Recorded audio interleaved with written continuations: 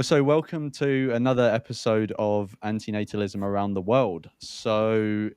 Today I'm joined by Lenny and Simon, and we're going to be talking about antinatalism in Germany. So before we get into any of the nuts and bolts of it, let's just do a quick sort of round of introductions. Do you want to quickly just introduce yourselves, and touch on like how did you both become antinatalist, and like what do you sort of do, surrounding antinatalism? Like, do you work on any projects or anything like that? Lenny, would you want to go first? Yeah, sure. Thank you for having me, Lawrence. I'm Lenny, I'm 26, and I'm a student of classical philology at the University of Hamburg, currently wrapping up my master's degree. And like you, and I suppose the majority of your viewers, I am both a vegan and an antinatalist.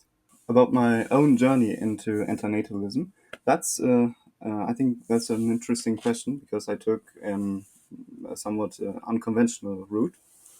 I know that antinatalism has gained some popularity and exposure on the internet, especially on uh, YouTube and on Reddit and through internet memes, but I actually found it through literature. As I said, I study Latin and Greek and ancient literature, so I was already somewhat familiar with ancient philosophy, but not so much with contemporary philosophy.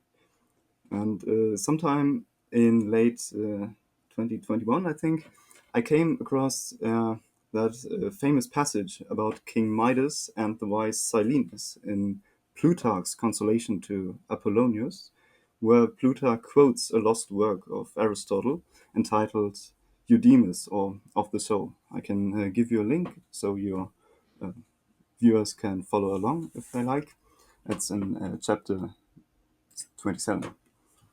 Wherefore, O best and blessedest of all, in addition to believing that those who have ended this life are blessed and happy, we also think that to say anything false or slanderous against them is impious, from our own feeling that it is directed against those who have already become our betters and superiors. And this is such an old and ancient belief with us that no one knows at all either the beginning of the time or the name of the person who first promulgated it. But it continues to be a fixed belief for all time. And in addition to this, you observe how the saying, which is on the lips of all men, has been passed from mouth to mouth for many years. What is this? Said he. And the other, taking up the discourse, said, that not to be born is the best of all, and that to be dead is better than to live. And the proof that this is so has been given to many men by the deity. So, for example, they say that Silenus, after the hunt in which Midas of yore had captured him, when Midas questioned and inquired of him what is the best thing for mankind, and what is the most preferable of all things, was at first unwilling to tell, but maintained a stubborn silence. But when at last, by employing every device, Midas induced him to say something to him, Silenus, forced to speak, said, ephemeral offspring of a travailing genius and of harsh fortune, why do you force me to speak what it were better for you men not to know? For life spent in ignorance of one's own woes is most free from grief. But for men it is utterly impossible that they should obtain the best thing of all, or even have any share in its nature. And now comes the central passage. For the Mm. best thing for all men and women is not to be born. However, the next best thing to this, and the first of those to which man can attain, but nevertheless only the second best, is, after being born, to die as quickly as possible. It is evident, therefore, that he made this declaration with the conviction that the existence after death is better than that in life. Well, Oh, I that's was, interesting. yeah, it was indeed for me as well. I was intrigued by this thought, which, you know, I couldn't really comprehend at first, but somehow it struck me as true, but I didn't really know what to make of it. Mm. So I had to do some digging, some unraveling. And I remembered a passage from Plato's dialogue Phaedon, where Socrates describes the body as being a burden to the soul and about philosophy being essentially a preparation for death. Mm. To which Socrates says a fellow philosopher and poet of his should follow him sooner rather than later. During my further research, I came across a fascinating article about the proverb behind Silenus wisdom, which I've just read to you. And I Mm. discovered that there is actually a long tradition of this kind of thinking, not only in Greece, but also in the Old Testament. But I can talk more about that later if you're interested. So I Mm. wondered if this was regarded as some sort of perhaps hard to swallow, but nonetheless commonly known and accepted proverbial wisdom, what did it do to the people? I mean, how could they, knowing and understanding this, just go on living their regular lives, go about business as usual? How was this possible? I was not quite satisfied, so I had to dig yet a little deeper into more recent philosophy this time, until I discovered my, personal messiah, the wonderful Philip Mainländer. I also have this book here. Mm. Um, Philip Mainländer, the 19th century German pessimist philosopher who actually took this principle of non existence taking precedence over existence to its logical conclusion in his Philosophie der Erlösung, which I hold here in my hands. And this was a true revelation to me. By the way, the English translation of the first volume of his book of his work Philosophie der Erlösung, Philosophy of Redemption, is scheduled for release next month. So Oh, really? make sure Oh, you nice. Well, yeah, yeah. Maybe if you can send me the link to that, I can include it in the description as well, so that anyone who's interested can check yeah it out and yeah, yeah I'll get it. try to find it. I'm not sure if it is available for pre-order Yeah. already, but should be very soon. So Mainlander's work was edited and publicized by German literary scholar, uh, radical pessimist, thinker, and author Ulrich Horstmann, who unfortunately is virtually unknown outside of the German speaking world. So I wrote an introduction to his famous, or I don't know, infamous work, Das Untier, which is this one here. And I took some hints from Horstmann and I ventured further into modern pessimistic literature. Um, Contemporary pessimism, until I found Thomas Ligotti, Conspiracy Against the Human Race, which Mm. was recommended to me by our void chat, Carlos. Shout out. And that's how I came across contemporary antinatalism. I felt I had a lot to catch up on, so I spent the next couple of months reading all the classics like Benatar, Ken Coates, Emil Cioran, etc. And I found the arguments for antinatalism not only very strong and convincing, but they also provided this solid philosophical underpinning of the sentiment that I presented to you earlier. So I Mm. eventually joined the antinatalism community online in August 2022 with my post about Kurnig, which was my first bigger project, and I became vegan around the same time. So Mm. you asked me about my own project. Yeah. I myself, I'm not on social media or anything. I'm not, a public figure. I try to Yeah. keep a low profile, avoid the spotlight and everything.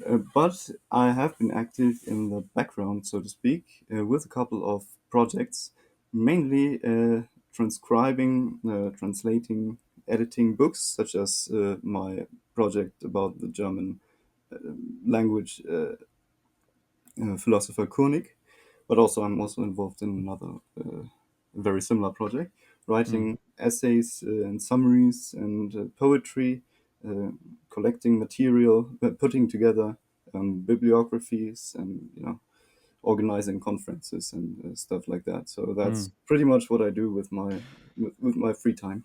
Yeah. Well, you mentioned a conference. We'll get to that Yeah, later because yeah, I'm interested to hear about that. But yeah, Simon, are you all right giving a sort of intro similar to Lenny's as well, just sort of how you came to find antinatalism and Yeah, sort of sure. what Sure. you do now? Well, I'm also 26 years old. I live in Germany, but I'm actually from Russia. And well, I came across antinatalism through research. I mean, I was always interested in critical thinking, analytical thinking, but I never studied it. I never went to it in depth like Mm, Lenny did. I don't have this academic background. And I worked as a radiographer, and I still do from time to time, where I witnessed a lot of yeah, suffering, a lot of grief, yeah. not only old people but also young people, and this on a day-to-day basis. I mean, you get a feeling for life. I think not only through books but also through working, just Mm, doing stuff. I mean, I talked to them a lot during the during the examinations I did, and well, they told me about their life, and most of the time it wasn't that happy. Yeah. So then I thought, how can this be? Why do we keep on reproducing? I mean, most people are just complaining about their lives, but they still have children. So there must be some kind of cognitive dissonance going on. And I dived into yeah a little bit of Karim Akerma, David Benatar, and so on. And then I started to think, hey, maybe I can contribute something to this movement. So I started a YouTube channel mm. called Clear Mind. It's not a very interesting name, but I couldn't think of anything else. I wanted to name it I Doubt It, but this is already a famous channel. Well, not very famous. And yeah, so 2020 I started my channel, and yeah, it is mainly about poems in German and in English, Mm, but also some yeah little uh, yeah essayistic talks and stuff. Yeah, not that academic, but I think antinatalism should also get to those people who are not that educated, and mm, maybe something like poems is easy to memorize. It gets to the mind, but also to the heart, mm. I think. And yeah, I still do some poems from time to time. I even tried to sing and to rap with mediocre success. But yeah, you have to stick to your guns, Yeah, yeah, and yeah. do whatever is possible. And I also published two books called The Dubious Gifts of Life. Lenny can show yeah, them because I don't have them here. And Oh, nice. Kinder Opium des Volkes, so Kids Opium for the People, because Karl Marx said religions are the opium of the Mm, people. And now that through secularism, religions are falling apart, basically, at least in the in the Western world. mm, Yeah, we have to think about the new opium, because people always have to have something through that they can cope with reality. And I mm, think having children is a great way of dealing with death, dealing with the burden of life, even when it's ill-founded. But mm. yeah, so that's my history. Yeah, that's interesting about your books. I hadn't realized that you'd published two books. The one about opium of the masses, is that in has does that have an English translation as well, or is it just in German? They have big overlaps. So when Okay. you read one, you can also kind of get into the other. They are Yeah. not similar, not translations, but yeah. And the English version is actually longer because it includes my German poems, or a lot of them. And yeah, it's always like that. I have the poem, then I describe what the poem is about. Mm, So because it's not always that clear what I mean with Yeah. what I say in the poem. So yeah, so people can get into it a bit more. So yeah. Okay, nice. Well, I'll link those in the description along with everything else that I'm going to link so that people can take a look at those and get their hands on some. So going into like antinatalism in Germany now. So we were talking a bit before about like the order of things, and we sort of agreed that it would be generally sensible to go over sort of the sort of like history of sort of antinatalist slash pessimistic sort of thought in Germany or German culture, however you want to put it. Um, so I guess if we start with Lenny and then Simon, if you once Lenny's finished, if you have anything to add, then by all means go for it. But Lenny, can you sort of give us a brief overview of the history of antinatalist thought in Germany? And I know you're going to touch on a few specific people, right? Like Schopenhauer and Kurnig, and then I think we'll end up at Karim Akerma in the modern day. Yeah, I can try, but I'm sure my summaries won't do their thoughts and ideas justice, but can't hurt. So, yes, Germany has quite a long and fascinating tradition of pessimistic philosophical pessimism, which also um, is connected to antinatalism, Mm, starting with, I think, the greatest pessimist philosopher of all, Arthur Schopenhauer, in the 19th century, who was an outspoken atheist. So that was not uh, very common back then. In fact, most other philosophers seem to agree that Panta Kala Lian, that is, God created the world and he saw that it was very good.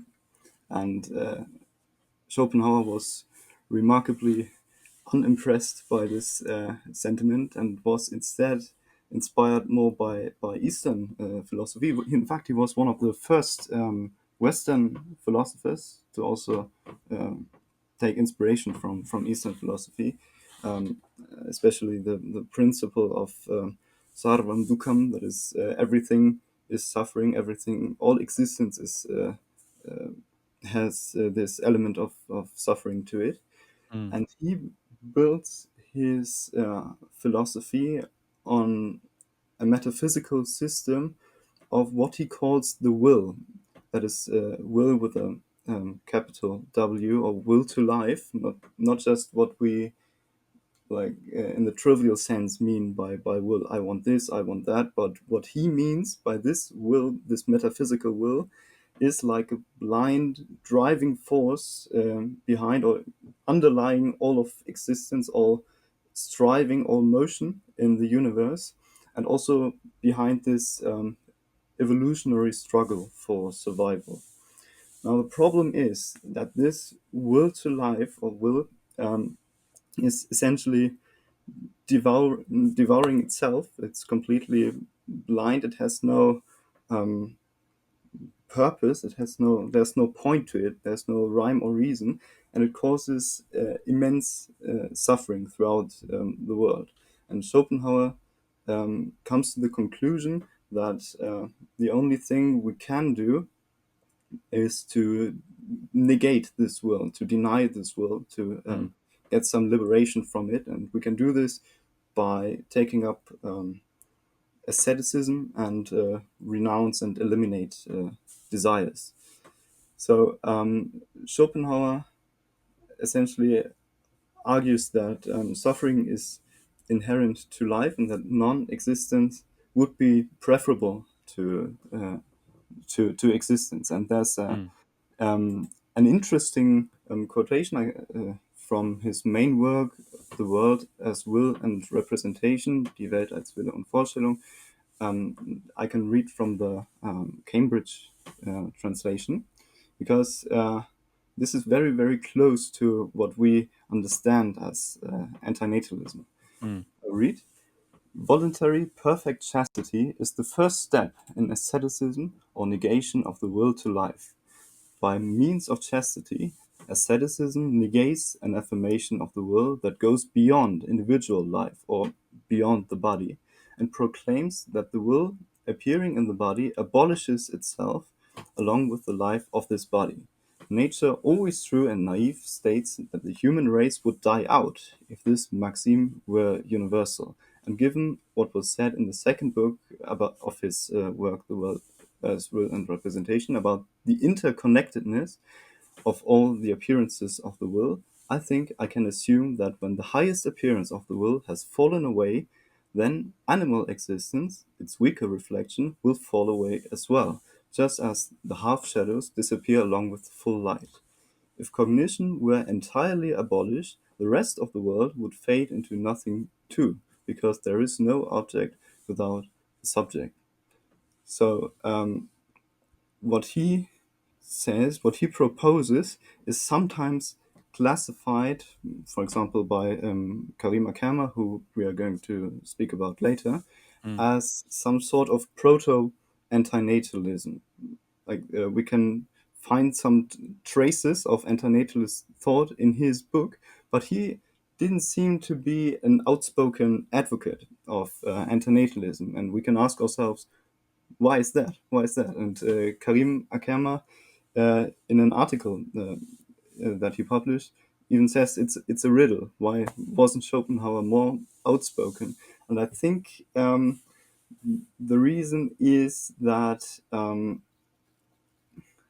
there are several sides to antinatalism. There's an evaluative side, that means to recognize coming into existence, for example, is always a harm.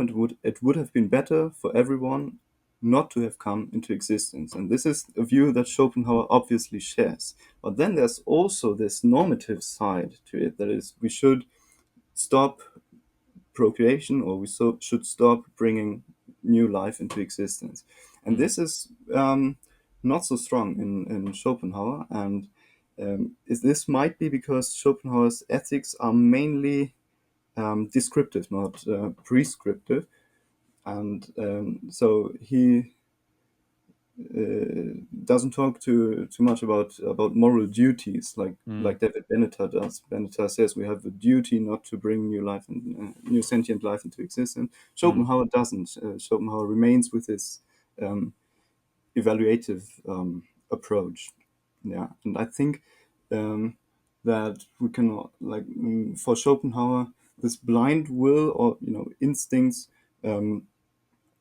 will always or in most cases outweigh like reason and reasonable arguments. Perhaps this was also one of the reasons why he wasn't a more outspoken advocate of antinatalism, but definitely one of the like founding fathers of contemporary pessimist philosophy. And as we will see later in a bit, most modern uh, antinatalists also have some connection to Schopenhauer. And how sort of when in time was Kurnig as the next one? Yeah, Kurnig, we don't really know, because Kurnig is a pseudonym. We don't know when exactly he lived. We don't know where he's from. There's some evidence that he might have been from Heilbronn, which is a city in the south of Germany, or maybe even from Switzerland. It's not entirely clear, but he was alive and active at the end of the 19th century and in the very early 20th century. And I got a quick question. Yeah. Maybe this is sort of like a easy question to answer, but do we actually know whether Koenig was a man or not? Because I would have thought if they're using a pseudonym, I mean, I know antinatalism is a controversial philosophy even now, but back then it probably was even more so, Mhm. given the sort of strength of religiosity. Um, is there any sort of probability that you think it may have been a woman writing under a pseudonym for protection? or That's a very good question. I think I personally believe that he was male, because there's also some you know stereotypical thinking shining through here and there. mm, And after having read his work, I also presented Karim Akerma my hypothesis that I believe that Kurnig was not only a male but also a homosexual male. oh, okay, Yeah, he was active in the very early LGBT community yeah, around the year 1900, which existed in Germany, and yeah, published uh, his books in one of their uh, publishing houses. And mm, there are also some interesting arguments that he presents in his work that might be an indication, but I have no clear proof. Might be an interesting uh, thing to think about. Yeah. mm. Simon, did you have something to say? Well, I wanted to say that his work is called neo-nihilism, and I don't think that a woman would come up with such a weird name. I mean, I'm not that academic to say that there are no works that are called nihilism, but I think nihilism is a very male topic. I mean, it's something mostly men write about, I would say. Mm. Yeah, I mean, it probably. I didn't mean to like sidetrack us with this question, but it seems to me it's probably most likely that Koenig was a man, just because Mhm. back then, I mean, you will both have more knowledge than me, but I would presume like back then, there would just be like more men that would be educated enough on the topic to, were given access to education, or actually having the time to be able to do this stuff. Um, so it seems likely to me, but I just thought it would be an interesting question, given Yeah. that they were using a pseudonym, um, because If I I re- know, yeah, because I know that there have been some women in history and at the present Mhm. day who have used male pseudonyms to sort of, as a cover. But yeah, sorry, Lenny, you were going to say something. Yeah. I think, if I remember correctly, he also uses male pronouns to refer to himself in some Oh, of his. okay. Well, He also wrote in a number of dialogues, and all the participants, for some reason, are male. So I believe yeah, uh, yeah, we have at least some evidence that yeah. some indications that he was male, but not But that it anyway, yeah. really So matters.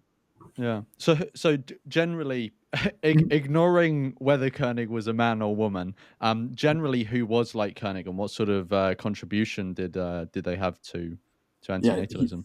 he made a major contribution, um, as he can be seen as the missing link between like Schopenhauerian proto-antinatalism and contemporary Benatarian antinatalism. So, from a secular contemporary point of view, that this might even be seen as some sort of upgrade. Also, because he was a bit later in time, as we've seen, and by that time, Darwinism is the theories put forward by Charles Darwin and were widely accepted, and people had found a reliable way of contraception, and this is an essential element to Koenig's thought. So what Mm, he did, he took uh, this antinatalist thought that we can find in Schopenhauer. He took it, let's say, one step further, and also brought this normative um, element, this normative side into it. So he strongly argues that we, as a race, as a species, should cease procreation and go extinct in order to minimize suffering in the world. But he also discusses a lot of other topics, including religion, anthropology, geology, military policy, which is very interesting because he wrote shortly before the First World War, when the whole world was like completely crazy with, you know, arms race and preparations for war, and he was a very, very dedicated pacifist during this time. So that's also very interesting. And he also wrote about education. Apparently, he was also active in this field because he believed, of course, antinatalists won't have children, but they can still spread their ideas, and this has to happen through education. So this was also one of his main concerns. And he also wrote a bit about like sexology, sexual psychiatry from an antinatalist perspective, which is really interesting. He wrote a short commentary on the how's it called Psychopathia Sexualis of von Kraft-Ebing, which is one of the foundational works of modern psychiatry, modern sexology, and also a couple of very like funny passages in there. I strongly recommend checking out his work. Yeah, Yeah, and no, I'll link it so that people can yeah, find his books. Um, so moving on from Koenig, so you said Koenig was around the sort of end of the 19th, beginning of the 20th yeah. century. And then were there any figures? Because I was going to bring us to Karim Akerma, but I realized Karim Akerma is obviously like in the current day. Mhm. So were there any other figures in between the sort of start of the First World War and the current day to touch on, or should we just go straight to Karim? Well, there were of course other pessimist philosophers as well. For example, Ulrich Horstmann, who I already mentioned, but he was not actually an antinatalist, but had interesting pessimist thoughts. I would say it would make sense to continue with Karim and maybe touch on a number of others, but as Kurnig was one of Karim's main discoveries, actually, without Karim's research, none of us would have ever Mm. heard of Kurnig, including me. So would make sense to continue with Karim. Yeah, we'll go straight into Karim. Yeah. Yeah. So who is Karim Akerma? Perhaps some of your viewers are hearing this name for the first time. And in his own words, Karim Akerma is somebody who propagates non-propagation. That is, Karim Akerma is somebody who is in favor of non-procreation. Mm. And he is, in my honest opinion, one of the most underrated and underappreciated thinkers of our time, and he's also Mm. a friend of ours. Karim is by far the most prominent and most renowned representative of academic antinatalist philosophy in the German-speaking world, but as I said, still vastly under appreciated. Mm. Karim has been writing about and promoting antinatalism for 3 decades. I think that is even before David Benatar published his essay on Mm. antinatalism. But what sets him apart in a way from Benatarian antinatalism is what he calls his historically informed antinatalism. So David Benatar focuses or seems to focus mostly on contemporary healthcare ethics, procreative ethics, population ethics in his approach to antinatalism, whereas Karim Akerma also takes the history of philosophy into account, like from ancient philosophy through early modern philosophy to Mm. contemporary philosophy, much broader historical approach. And he also asks the question: should mankind exist, like metaphysical territory, like which he also wrote a book about. So he published several books on antinatalism, including his postdoctoral thesis Vereben der Menschheit, which is Ebbing Away of Mankind, where he explores the thought of like voluntary ebbing away, that is voluntary extinction of mankind through the history of philosophy, and also from and also discusses the question of anthropodicy. I'm not sure if you're familiar with this term, anthropodicy. No, So what does it mean?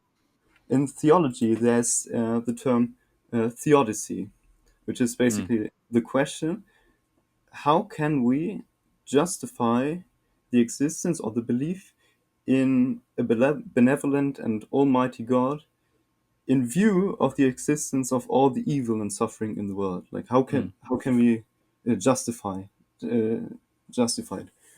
And anthropodicy is basically the atheist version of mm, this. That is, he if one acknowledges that mankind is responsible for lots of evil and suffering in the world, and solely responsible for this, how can we can mankind, how can humans justify bringing another human into this world?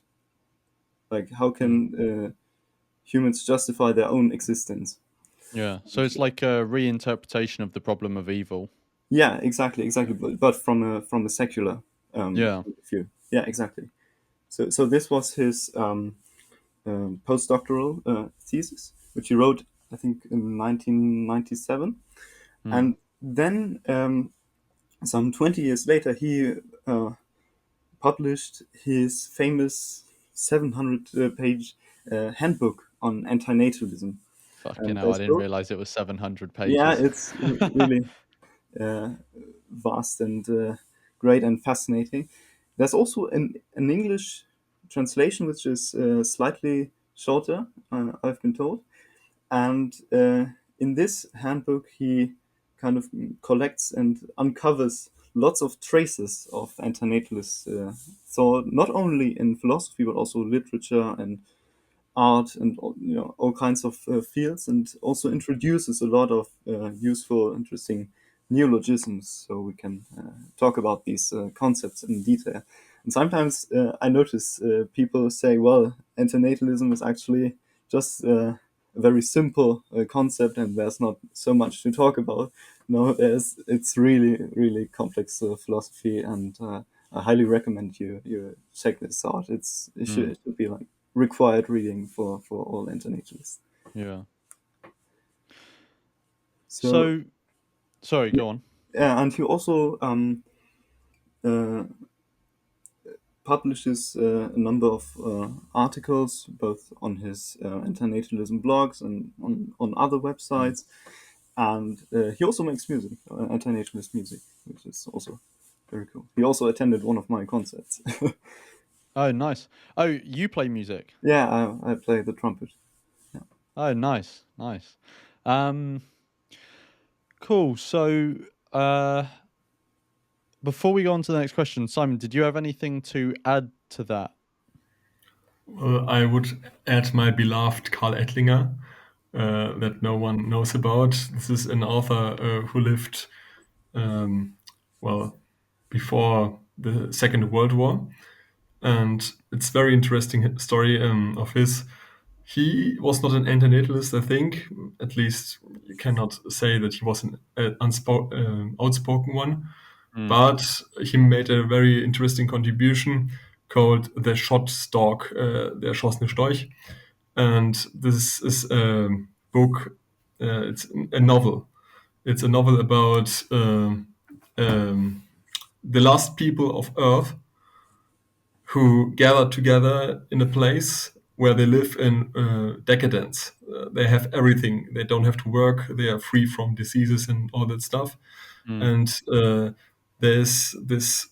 guy who rules over them. And he says, well, you can do whatever you want, just don't have children, right?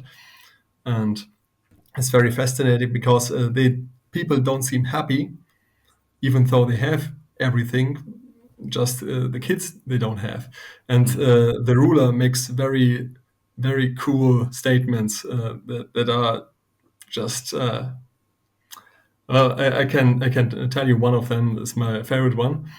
He said, if parental love would grant people kindness, if parents could transfer their kindness through the parental love, well, how good must the human race have been? But instead, the human race wiped itself out through a big war, and the last remaining people are living in this place and just waiting for death, basically. Yeah. And it's very interesting because there are, in fact, some people who survived the war outside of the little city that is remaining of the last people. And these people actually beget and they have a child. And when the child comes to town, all the women all of a sudden get their parental instincts, well, just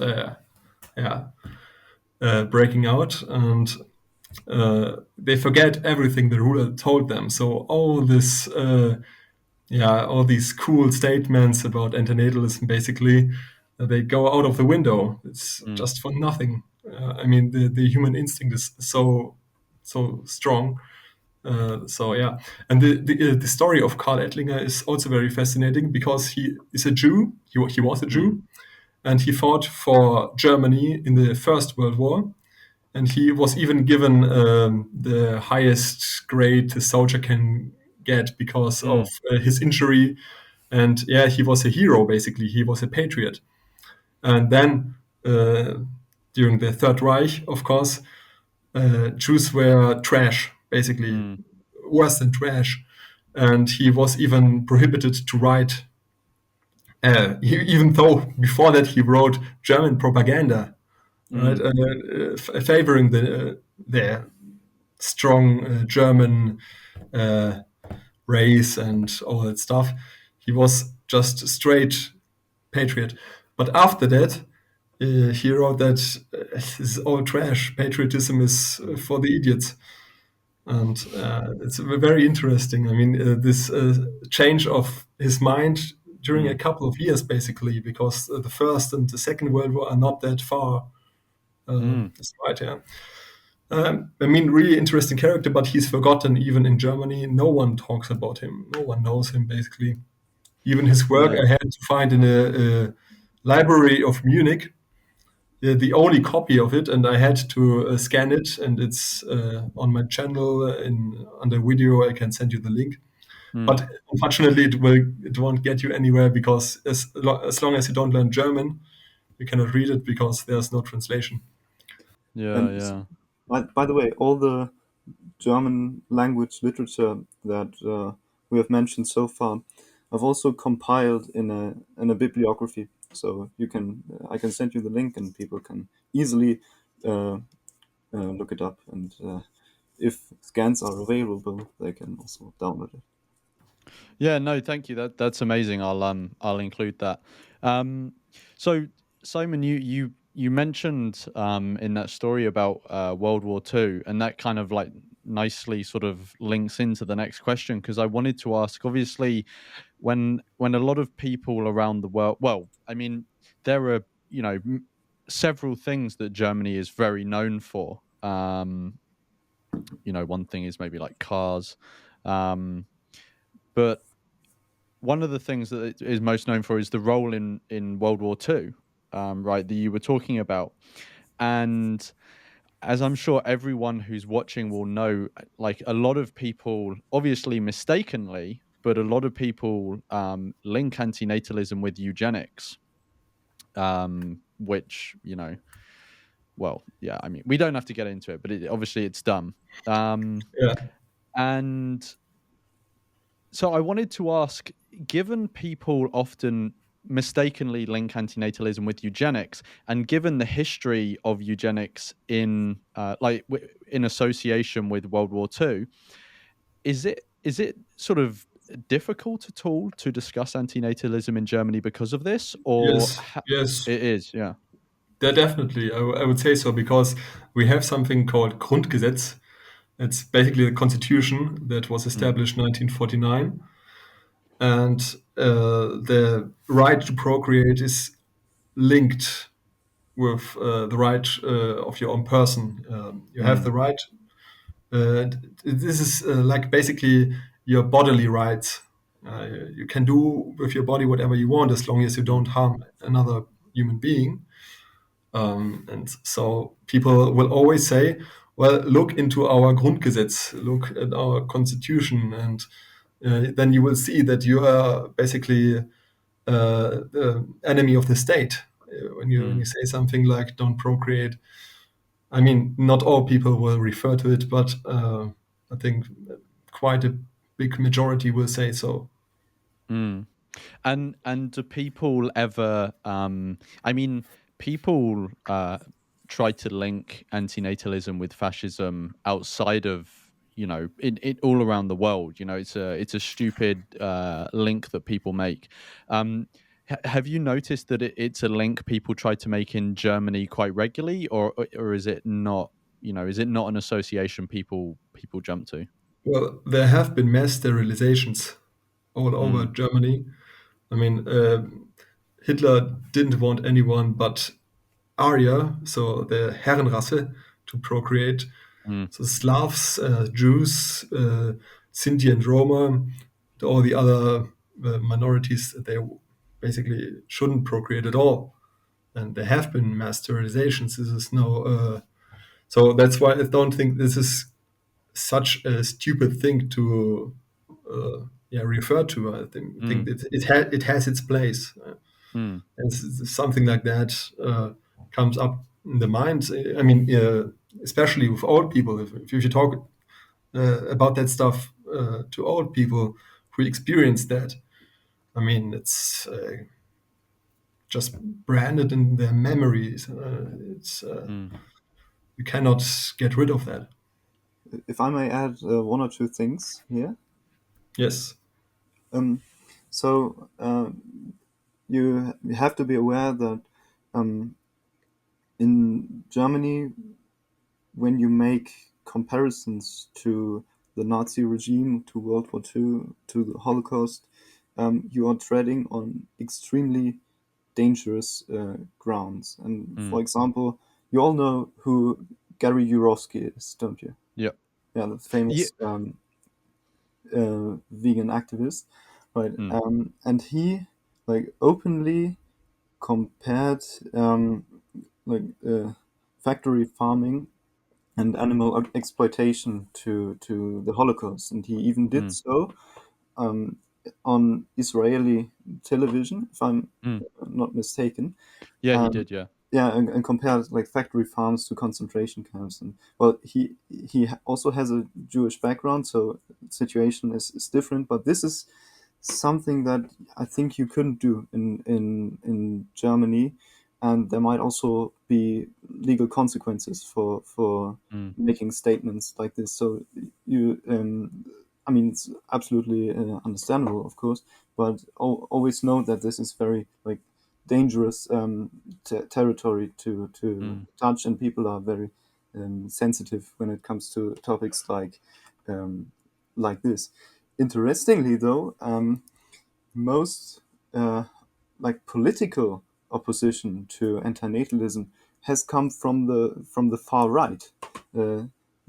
Uh, Simon sent me uh, um, a speech. Perhaps you can expand on this. Yeah. There's a speech from a party that's called AfD, and it's the alternative for Germany. So mm, they are on the far right, and they um, don't really have a big concept, I would say, for reigning the country. And they are in the minority, but they are gaining popularity I mean, most of or a lot of Western countries are gaining popularity. That's what we call the shift to the right. And yeah, the politician who talked in this video, she referred to antinatalism, and she actually mentioned even the name antinatalism, just straightforward, and said that it's a disastrous concept that we have such a bad birth rate, and we should incentivize people getting more people, more children. Notably, So German people, of course. German, of course, yeah. It's Yeah. important to mention that she also wants the Herrenrasse, basically. She didn't say that, but that's what you get from her speech. It's But a very short speech, but it's very concise and yeah, but of course, badly written. Yes. yeah, so there is, in some circles, there's this fear of outbreeding, like um, certain like demographic groups outbreeding the others, and that is Yeah. some are panicking because of this. I would also like to add another thing, which Karim Akerma pointed out to me, that whenever we speak of lives not worth living, this is also a very problematic term due to German history. There were like forced sterilizations, euthanasia, and stuff like that in the Third Reich. And the philosopher Hannah Arendt, I'm not sure if you're familiar with her. Yeah. No, I know of her. Yeah. Yeah, she says that as soon as people start referring to other groups as these lives are not worth living, or these lives are unnecessary, that this always brings the danger of like totalitarian Yeah. thinking with it. Yeah. So, but I think it is very, very important to make this distinction. First of all, the one that David Benatar makes, lives worth starting, Yeah. are not the same as lives worth continuing, that there's a distinction. But also that unlike like this eugenics type of thinking, um, according to Benatarian antinatalism, all lives, even the healthy ones, even the happy ones, are in fact so bad that they shouldn't have been. So this is very important to keep in mind, that antinatalists, don't want to breed any Übermensch, any perfect human being, but that this is a universal, um, that there is a claim to universality in the Yeah. Yeah. approach. Yeah.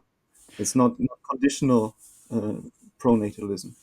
Yeah. Lenny, I find it very interesting that you mentioned Hannah Arendt, Mhm. because I think out from her theory you can make a never good argument for antinatalism, because she talks about the banality of evil. Yeah, She talked about the Nazis weren't that exceptional, and even the main protagonists of the Third Reich weren't Rudolf Eichmann or someone they caught in Argentina and brought here to get him into this process. And she wrote a book about him, basically saying that he was just one of many, even though he was one of the protagonists. So she broke up that narrative of the bad monsters of the Nazis, who are just exceptional human beings, and she said, that's everyone. That's your everyday Joe, basically. Yeah, just get into the ideology, and yeah, you can make anyone to become a monster, basically. yeah. And I think this is not such an extraordinary thing. that's a Yeah. very, very good point. I'm not sure. Have you read David Benatar's paper on the so-called misanthropic argument for antinatalism? Yeah. Yeah, because he also says like every human being has this immense potential to cause vast amounts of suffering. Mm, So I think this again shows you don't have to be like some monster, some extraordinary uh, individual to um, cause a lot of harm, but mm. like everyone has this potential and does this in a way. Yeah, exactly. Um, So I just wanted to quickly go back to politics, given you mentioned it already. You said that antinatalism is kind of on the radar of the far right, and they're sort of very opposed to it. Yes. And to be Yeah. honest, I don't think that that's probably not unique to the far right. It's probably all political parties would be opposed to antinatalism. It's just the far Yeah. right maybe has gone the extra mile to actually, officially recognize it as a threat, or however you want to put it. Mhm. Um, what other like relevant political trends are there when it comes to antinatalism? Are there any sort of um, policies that are being considered at the moment, or laws that have been passed to do with procreation, or anything like this? Well, in Germany, with its many laws and regulations, I think it's good news that there is no law against antinatalism yet. But uh, I mean, there are a couple of laws on topics that directly or indirectly touch antinatalism, for example, on abortion. And I think this Mm, is an interesting case because, generally speaking, um, abortion, like termination of a pregnancy, is punishable by law, except under certain circumstances. That mm, is, if you have um, received a consultation from a medical professional, and if it is a procedure carried out by a medical professional, and so on and so on. So mm, then it's fine. However, I mean, you could say, okay, then just find your medical professional and do it mm. there. But there was, until last year, there was a law, which is paragraph 219A in our penal code, um, which prohibited doctors from um, announcing publicly that they offer such services, and they had to pay several thousand euros in fines simply because they stated on their website like termination of pregnancies or abortion is also part Mm. of our services. But now, fortunately, this law is now has now been revoked. Yep. Well, and I want to add that there are certain incentives for people to get into children because we have something like Kindergeld, so Mm. children money, if you translate it. Yeah. So you get more and more money for each subsequent child that you get. So you don't get the same amount for each child, but the more children you get, the more money proportionally you go up Mm. through the roof. Yeah, well, that's a bit exaggerated, Yeah. but Yeah. yeah, and yeah, some people make a living out of it. Yeah, it's not that bad money. I mean, Mm. you can live quite relatively well, yeah, if you get 5 or 6 children. And yeah, and also there are taxes for people who don't have children. Oh, really? Yeah, they pay a little bit more. It's 0.35%, but Oh, that whoa. depends, of course, That's on your outrageous. salary. Yeah, that Yeah. depends on your salary, like Yeah. uh, Yeah. yeah. Well, it's a thing you can debate about. I mean, yeah, Mm. of course, the children they say will provide for you when you're old. These children will Mm. pay your pension, will yeah care for you, and these children also build the streets. Mm. And what do we do if we don't have any streets? Yeah, Mm. that's the basic argumentation. As Simon said, like there are not enough children, not enough young people to support this social security system that we have of pensions and the economy. So of course, no political party is going around and saying, "Please have even fewer Yeah, children." yeah. Yeah, so this might be one of the reasons. Nevertheless, I also found in one of the books of Gunther Bleibum, who's another German antinatalist, who we can talk about a bit later. Um, there was also one preface written by one politician from an ecological and animal rights party. So not all parties on the spectrum necessarily support this pronatalism, just the Mm. major ones. It's Yeah, not a yeah, very no, I get what you mean. position, of course. I I think worldwide we're going to be seeing a sort of general swing towards sort of quite extreme pro-natalist policies. Because um, there's this sort of political narrative around aging populations in the West, in Japan as well. Um, and I think whether it will be successful, I don't know, but I think we're going to be seeing more political trends that are going to be quite pro-natalist.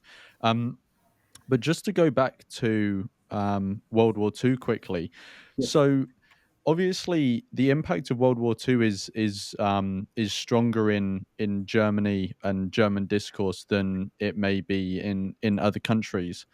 Um, have you noticed any sort of contribution that World War II has made to antinatalist sentiment? So actually flipping it on its head, because obviously some people might look at what happened in World War II and be like, well, Mhm. I don't want to contribute to anyone ever falling victim to something like that or contributing something like that. So I'm not going to procreate. Have you noticed that at all in German antinatalism, or do German antinatalists just sort of have the same sort of arguments as any general antinatalist? But this is actually one of the arguments that Karim Akerma advances. Um, like, how can we make sure that something like that, such an atrocity, does not happen again? Like, Mm, the only way is by not procreating, by not creating more victims and not creating more murderers. mm, And this, of course, also ties in with the question of anthropodicy, that I mentioned yep. earlier. Yeah, yeah. It definitely has had an enormous impact on philosophy. I think who was it like? Is it like philosophy after Auschwitz was also an important like chapter in Western philosophy. Like Mm, can how do we deal with how do we cope with all of this? And mm, I think, if anything, this makes the case for antinatalism even stronger. mm. Simon, were Yeah, you going to say yes, something? yes. Yes, there have been several books written about the dialectic of the Enlightenment, because after the Enlightenment, people thought, now we are all illuminated, Mhm. and now we can live as very reasonable human beings together and Mm, create this amazing society. And the thing is, with the Third Reich, it was very advanced. It had the best medicine in the world, which of which we still profit to this day. Like a mm, lot of the medicine, like hip implantates, for example, they were developed there. They were mm, tested. All the different pills that we swallow today have their background in the Third Reich. So it mm, made huge contributions. It was in that regard great. It was unethical as fuck, but and and now people realized um, enlightenment didn't bring the big uh, change in human minds. mm, I mean, they are still what they were before. And mm, the Milgram experiments, for example, showed that people still obeyed people who have a white doctor's outfit and say, yeah, you can shock the guy to the death, and it's fine because I say so. And people haven't really caught up to this enlightenment thing. Was a thing from the elites. This was a thing from Immanuel Kant and all the other philosophers, and it didn't go through to the masses. And that's a problem. And this is the thing. Of course, people try to have this culture of not forgetting what happened in the Third Reich, but there's no guarantee to it. And we see through the right shift that we have, sadly, that people tend to get backwards in time. That's the thing. And there are still a lot of people who demand the Holocaust. They say it never happened.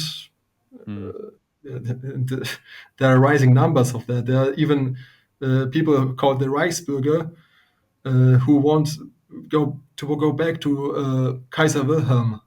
So even before Hitler, they want to go back before First World War and all this stuff, and have a society that is just backwards. And you cannot do anything about it. You mean these kids went to school sometime, but education doesn't seem to help. So I want to ask you now more something about your personal experience in talking about antinatalism in sort of German culture. So what have your experiences been talking about antinatalism with your friends and family and generally in Germany? Maybe Simon, if we start with you again. Yes, I talked to my brothers, my mother, my friends, and it had zero success actually. They all accepted it in some way or another, but the thing is, they can grasp the argument. They can say, well, it's valid, it's logical, but it doesn't get to the heart of the matter. They still don't get it with their whole body. It's just a play of thoughts for them. It's just a play of thoughts, nothing else. I get what you mean. Yeah, I get what you mean. I think a lot of people, they hear it and they can maybe, like you said, accept that they think it's it's a valid argument, but it's so easy for people to just say, oh, well, it's just another person with some extreme view. It's not a normal thing, so we don't really have to take it seriously, even though it kind of, it can make sense, but we can just ignore it because, it's not normal. It's like a fringe thing. And that happens everywhere. Like, that's happened when I've talked about, it with people in the UK. Lenny, what's your experience been? Yeah, I just want to say, in Germany, this is too extreme or too radical. This is often like used as an argument in itself. So I can't accept this position because it is too strange, too unusual, too extreme. So I can just dismiss it out of hand. However, in my case, well, I consider myself quite fortunate because I have a very good relationship with my parents and my family. My mother, in particular, is very supportive of my antinatalist projects. And back in August, I informed her about my project that I did on Kurnig. And we had a very long and honest personal discussion about antinatalism, about my antinatalist views. And she revealed to me that she and my dad, they actually had considered adoption because they were of the opinion that the planet doesn't really need any more humans back then. But she also explained to me why they decided to have biological children after all. But she said she would definitely decide against procreation now in light of all the catastrophes and the fear of the future. And then she said she was very sorry, and she asked me if I blamed or resent her and my father for bringing me into existence. And this is actually a very difficult question. So I said Mm, that they are like cool people, and I like and respect them a lot, but they made a morally wrong decision. mm, Um, uh, of course, I acknowledge that the global situation has changed, and antinatalist thinking wasn't really a thing back then in the mid 90s. Although we should remember that procreation, according to antinatalist philosophy, would have been immoral even under the best circumstances. mm. However, I also said that I don't think they had any bad intentions or Yeah. anything. And even though I wish they hadn't brought me into existence, as my parents, I think they did a wonderful job, which I'm also very grateful for, and I also feel Mm, very privileged, especially considering that many antinatalists don't have such a good um, relationship with their parents. And later, my mother actually asked me a lot of questions about antinatalist philosophy, and she became genuinely curious about the philosophy. And she has even joined a number of vehement and antinatalist groups. She's actually now oh, active, really? yeah, in some antinatalist groups. And as weird as it sounds, like it sounds almost incredible, but we have actually rebonded over antinatalist philosophies, Yeah. antinatalism throughout the generations. Quite funny. But the best thing of all, like, I'm so grateful to her. She might actually be listening right now. So because I know how frustrating it can be to constantly argue with your parents and your elders as a vegan. And after I went vegan, she went vegan too, and now, like, we had our vegan Christmas and everything, trading vegan recipes. Yeah. That's, like, I'm so grateful for that.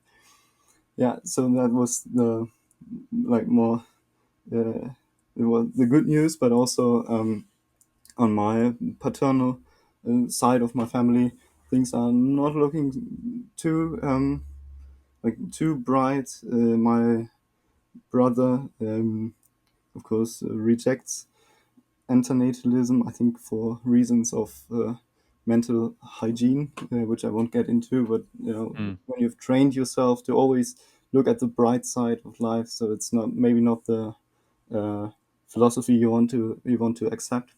mm, But I've also talked about this to my grandma, my paternal grandmother, and of course, this is a very, like, counterintuitive view for most. But she said at some point, she said she doesn't want to think about it anymore, because at the end she might realize that these views actually have some solid arguments mm. in favor of it. So I think there's a lot of subconscious like fear in people. People don't want to experience this uncertainty. Oh, did I do the right thing?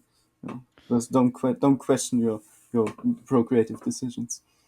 Yeah, no, I get what you mean, and it's nice to hear that you've had, what sounds like overall positive Yeah. experience with your family, because I think, like, for very, like obvious reasons, this is a topic, that can get very inflamed when you're talking to your relatives. And I think a lot of people do have negative experiences, or they just don't bring it up with their family and they just hide it because, maybe, their specific situation means that they just think it's going to be, no positive would come from it, so they just sort of keep it from their family. So it's nice to hear that there's been at least one positive, thing come from it. So, zooming back out to, like, the wider culture again. So, in modern day German culture, so we're talking about, the here and now, and, the past, whatever you want to say, 10, 20 years to today. um, has antinatalism been discussed at all in the mainstream media? Like, has it appeared on TV? Has it been in newspapers, on the radio, anything like this? Um, I don't know if either of you. I don't know who wants to speak first. Well, I can do that. Yes, surprisingly, it has been discussed in mainstream media. Um, there was even a documentary released in August, I think, Oh, on really? on child-free and antinatalist like lifestyles Mm. and philosophy, which also featured Karim Akerma. Yeah. But what is worth noting is that whenever antinatalist philosophy is like touched on or brought up, they always feel the need to get some, more moderate moral expert Yeah. who says, Yeah. yeah, but this is a fringe philosophy. There's no reason to be so pessimistic and all Yeah. that. And sometimes when like people discuss it, I'm not big on conspiracies like at all. But sometimes Yeah. I have the impression that there is this implicit agreement that at the end of the discussion, all participants have to agree that yes, life is a good thing, life is valuable Yeah. and worth living, and there must be no disagreement about Mm. that. So that's quite interesting. And also in the documentary that featured Karim Akerma, even the uh, the reporter herself said, now we gotta be careful because these are really dark thoughts, and we don't want our audience to question the meaning of their lives. They literally said this. I watched this together with It's Simon, and yeah. we were It's absolutely. got sort of like religious undertones, right? Yeah, but Yeah. from a secular perspective. Yeah. Exactly. Yeah. Yeah. Yeah, Yeah. yeah, and I'm not sure. Are you like? Do you use the term "pick me vegans"? Yeah, yeah, I know what it means. Yeah, yeah, yeah. But for anyone that maybe doesn't Yeah. know what it means, a pick me vegan is basically someone who sort of, we use it for veganism in this example, but it can be used Mhm. in many other cases. But a pick me is basically someone who like bends over backwards to try and appease the Yeah. opposite side of the argument, basically.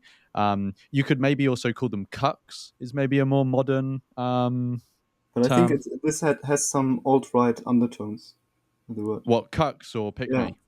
the cucks. Oh, really? Oh, okay. Yeah. Oh, I didn't realize that. I'm not I mean, sure maybe entirely. I don't I'm know if not that's a even German native. thing, but internationally, I'm not sure it has those connotations. Yeah. But But but anyway, anyway, pick me. pick me vegans are the ones that go out of their way basically to downplay their own moral stance that they have Mm, in order to, like as you said, appease or please the carnists, or mm. try even to be popular with them and say, well, Yeah, I'm not like those annoying, preachy, hardcore vegans. No, I'm just yeah. really friendly and nice, and we can be friends, and I don't judge you for eating meat. You do you, I do mine. Like, Mm, so we can live in harmony and stuff like that. And I've noticed a similar trend whenever someone brings up pessimism or antinatalism, that they try to present it in a very, like, this is a very mild form of pessimism. Like, please mm. don't get offended. Like, this Yeah, yeah. is really interesting uh, to know. Like, this is one position one can have, but please don't let this disturb your optimism. Mm. Yeah, yeah. There's no backbone to it. Yeah, It's sort of like a very weak, sort of yeah, wishy-washy version. Yeah, yeah. exactly. Um, Simon, can you think of any other sort of appearances of antinatalism in mainstream media? So Lenny touched on that documentary. Well, since that documentary, there have been several different appearances on the radio, Mm, and also some other documentaries on child free. But it's more in the direction of child free, like yeah, the lifestyle choice, and less. It has less to do with antinatalism in general. yeah. And also the documentary Lenny talked about, they portrayed Karim Akerma as this obscure thinker who lives in this apartment that is hidden in some narrow street. You know that they Yeah, were yeah. really creative. They shake the camera, and the lighting changed. It was all suddenly very dark. They didn't know where they Yeah, went. yeah. It was this tunnel vision, and suddenly they were in his room, and there were his books on his desk, his own books, which is I mean, also very weird, and as if he's reading only his books, you know. Yeah, yeah, yeah. And yeah, and yeah, he had not that much of a talking time, I think, in my estimation. He should talk more, because the others just talked basic stuff about their lifestyle, and he had really something to say, and that's a bad thing. But I also think he did some mistakes in the way he presented it. For example, on the radio talk, I think it was, he said that humans are like, what is it called? Like a plague, basically. Mm. He referred to it as Schopenhauer, well, Yeah. mentioned them. And I think this is something that is not very diplomatic. This is Yeah. something that people will get distracted from the real thing, from the real philosophy. Yeah, Even I even agree. though he's right, you know, he's right. Yeah, yeah. But I it's agree not what you really. mean. Uh, Yeah, when it comes to talking to other people, especially like just the mainstream of society, it's not the best angle to yeah, take. And also I think it's just for your own ease as well. It's better to talk about antinatalism from the more sort of compassionate side of it, of yeah, talking about not wanting to impose harm on someone, rather than talking about humans in a negative way. Because I mean, even though that's very true, um I don't think it's going to go down well, you know. Like if you're trying to convince an audience of something, it's probably best not to shit on them um while you're doing it. yeah. So yeah, I and And get what also you also, mean. sorry, yeah, I think even as it is, antinatalism or antinatalist scene, antinatalist community has quite a big problem with like violent rhetorics and Yeah. like very some very problematic uh, statements and lots of like child hate, parent hate, Mm. and Yeah, I agree. misogyny. And, this is something that has to change definitely. Yeah. and another problem of the German focus is that it is has this eco- ecological Yeah, narrative to say that we should just stop bringing too much people into existence. But this is so highly unjust, because then we tell countries like India to have less children because they Mm. are the ones who pop out the most kids, Mm. and we can go on as usual because we have way too few children. Yeah. And this is has nothing to do with justice. And yeah, even the narrative that we should bring less children into existence is kind of flawed, because we still want to keep on going. Mm. And the ecological people they don't come up with a solution, like how Mm. many kids should we pop out, and so we can sustain the system and still Mm. have a reduction of the population. And how is this practical? I mean, the thing is, they don't want antinatalism, but they want a denatalism, which yeah, is not the yeah, solution, because you cannot really get into a system that is just for everyone. yeah. Yeah, no, I would, I I get what would you also mean. like to point out that even with the demographic issues that Western countries have, I think most people don't realize that overpopulation is not only taking place in these overcrowded cities in I don't know, in India or in Nigeria, but also on maybe especially um, in Europe, not due to the number of people, but due to the consequences of their consumption. Mm. So this is an extremely important thing. One fewer European would be way more beneficial to the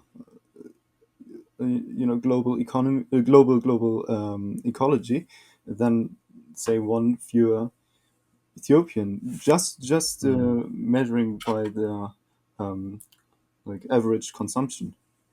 Yeah, I get what you mean. It's sort of like if you did want to view humans as just an impact on the environment as Yeah, individuals, it's not equally distributed amongst yeah, people from different societies or different cultures, or mhm, just their own individual habits, how much income you have, stuff like that. So I yeah, get what you mean. So to sort of bring things to like a gradual close, I wanted to like talk about the future for a bit now, mhm, because you both mentioned to me that you're sort of um, either already doing this or planning to form some sort of community of antinatalists in Germany, and you also mentioned a conference earlier. So yeah. It was actually an idea that came up after the after the conference that I organized. So, to give you a bit of background, earlier I mentioned the great and wonderful Philip Mainländer, who was an atheist, but he frequently quoted passages from the Bible, mm, supposedly antinatalist passages. And I'm not religious at all. I don't have a religious background, but I wanted to make sense of those passages.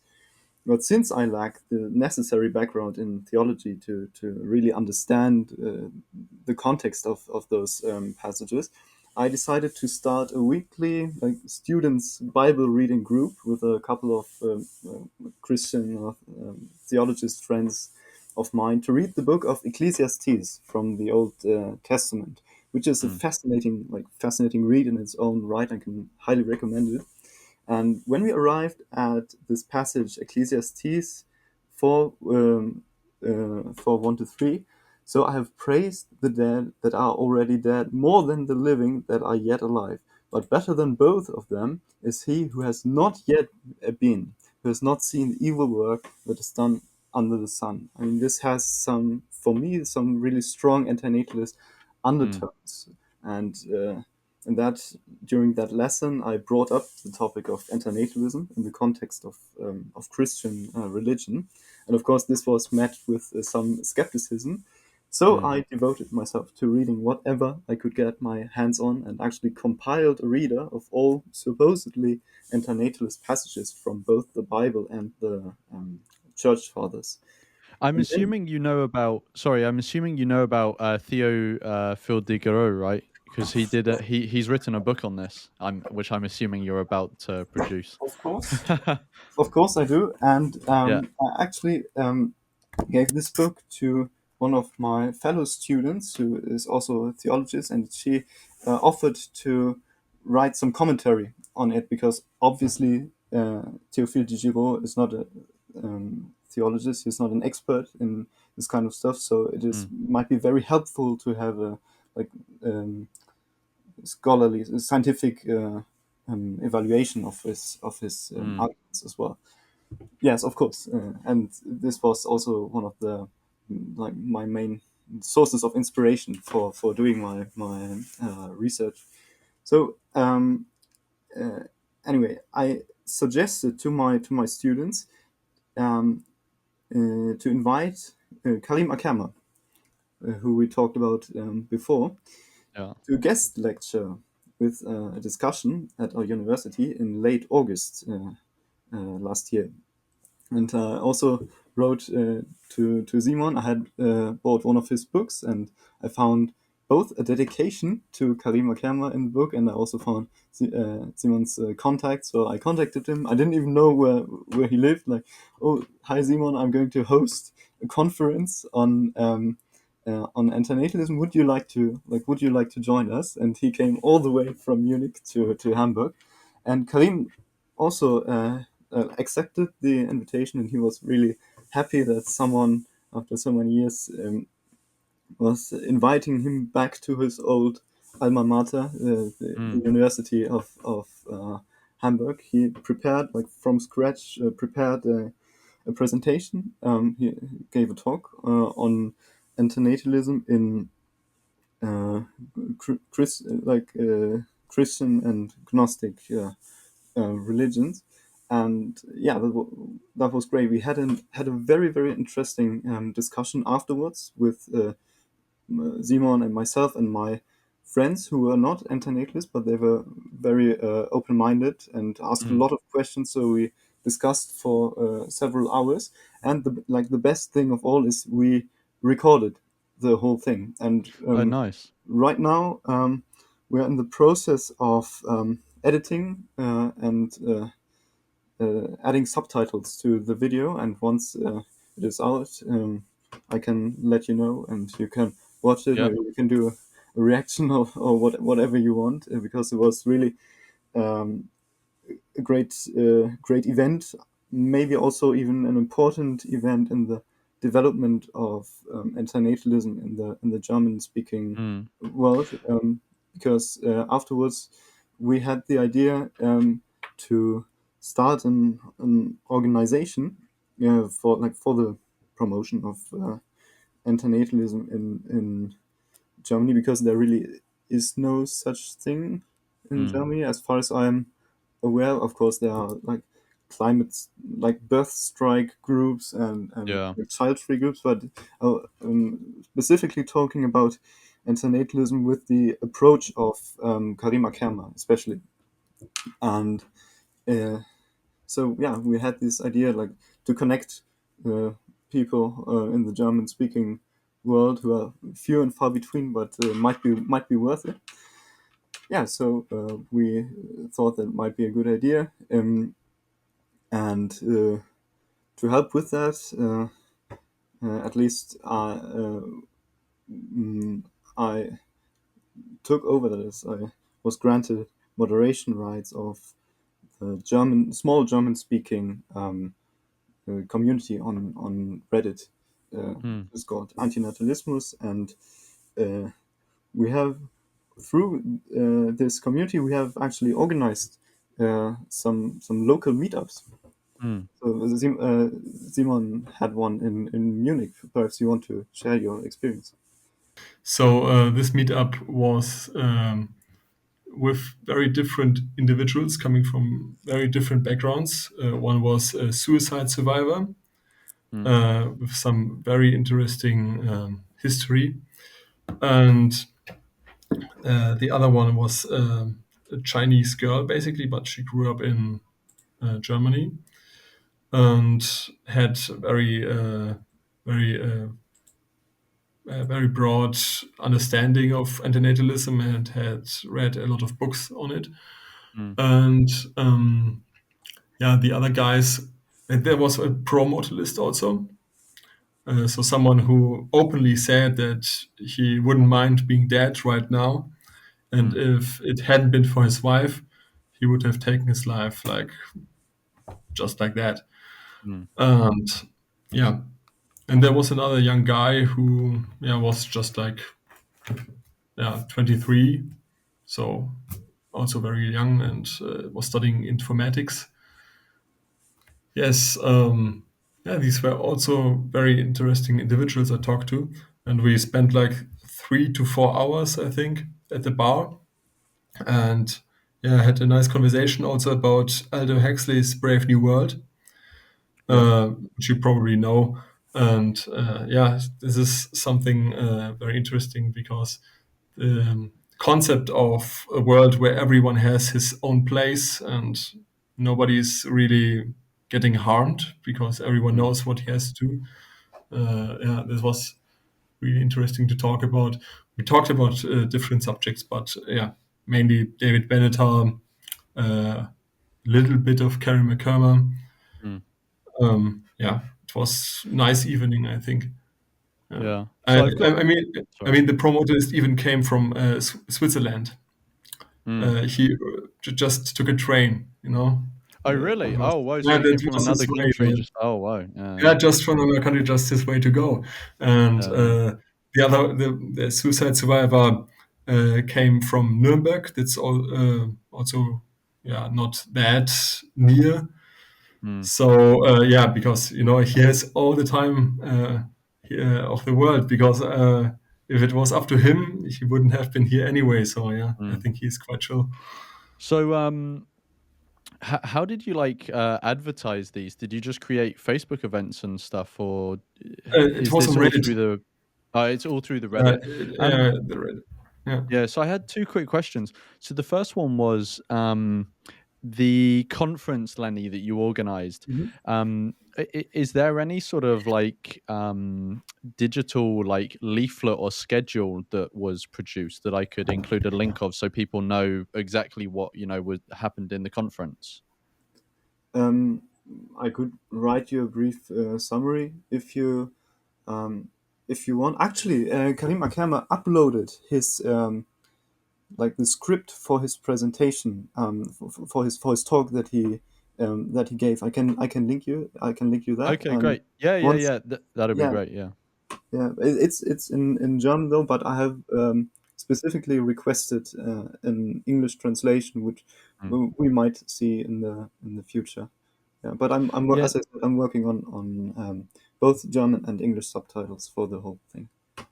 Yeah, no, that's great. Thank you. And then the second question I had was, what sort of do you have any specific plans at the moment for the future of this community or organization that you're building? Do you have any specific projects you wanted to do, or for now, are you just focusing on really connecting people up from across Germany?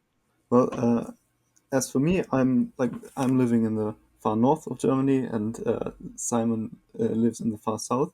But Mm, I'm trying to get a couple of people together with Karim Akerma, so we can meet and maybe play some music together. mm, And so these are the immediate plans uh, for our German language community. We'll see if there are more people who are interested. I also contacted a couple of other German-speaking internationalists. Like Karim Akerma is not the only one. There are also a couple of other interesting authors and thinkers around. And I'm going to do an interview with one of them very soon, mm, and we'll see what comes out of that. mm. Simon, did you have anything to add to that, or?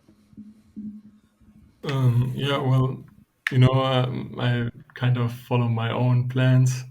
Mm, Writing some more poems, maybe writing a new book. mm. I'm not sure. Yeah, No, but that's all let's good. see.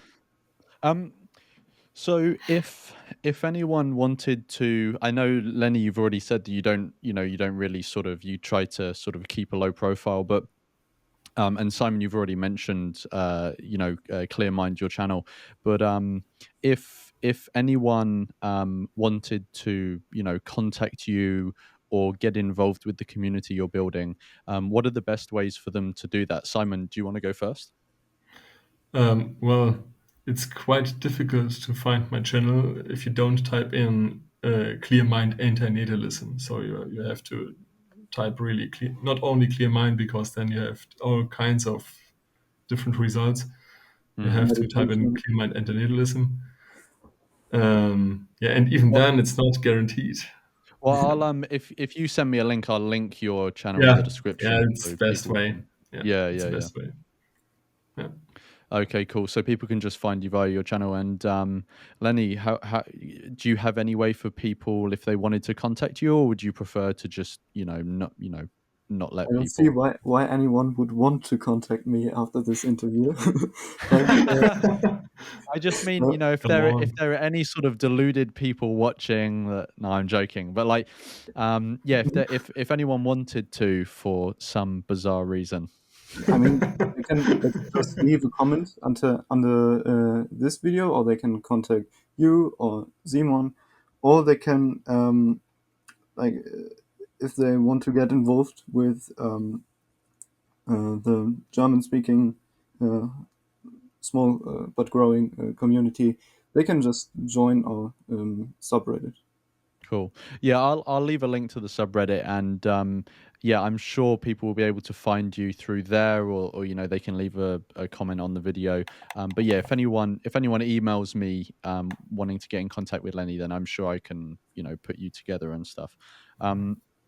But thanks so much, both of you, for coming on. It's been a very dense, if that's the best word, conversation. It's just been information, information, information. But Yeah. it sounds like you guys are sort of on a pathway to be doing some more stuff in Germany soon. So I think it's sort of, maybe there's it looks like there's a promising, sort of exciting future for antinatalism in Germany, even though obviously you've got the barriers that you're going to have to overcome. But let me just say, I'm glad you're going to have to overcome them and not me. So um, yeah, Yeah. thanks so much for coming on. It's been really good to have you guys.